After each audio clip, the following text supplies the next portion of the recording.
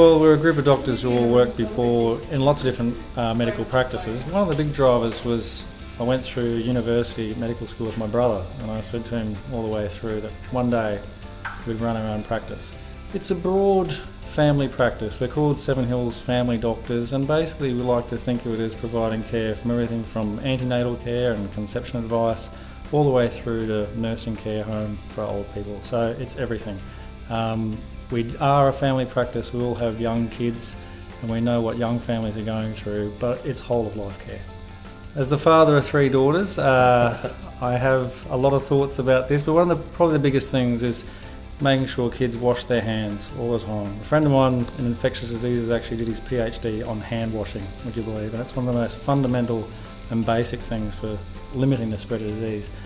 Other things is if a child has a cough or sneeze, it sounds cliche, but to cough or sneeze into their elbow. Try not to spread aerosolised germs.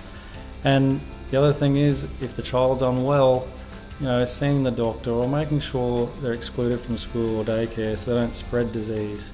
So wash hands, keep them controlled, and see us if there's any concerns. The big things that we worry about when a child's unwell is really a temperature over 38.5 degrees, behavioural change. If the child's usually energetic and loves playing with their sisters or brothers but has become very withdrawn, quiet, has decreased appetite or intake, and in the younger children, a reduction in wet nappies or soiled nappies and not breastfeeding, we need to see them. They're really the red flags. Influenza in particular groups is a very dangerous and potentially fatal disease. Obviously, the government funds it for people who have diabetes, asthma, COPD, Aboriginal Torres Strait Islanders and people over the age of 65, but also it's a big risk for children under the age of 2.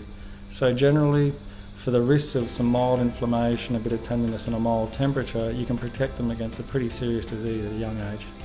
If we could achieve 95% immunisation across Australia, we'd have a thing called herd immunity, which would protect us all from some really serious disease. Everything from chickenpox to measles, mumps, rubella, diseases that can be really significant. They can cause encephalitis, they can cause death. Unfortunately at the moment we're about 93% or thereabouts in the community, and that means that these diseases are still slipping through. Together, if we were all immunised, we could all be safe.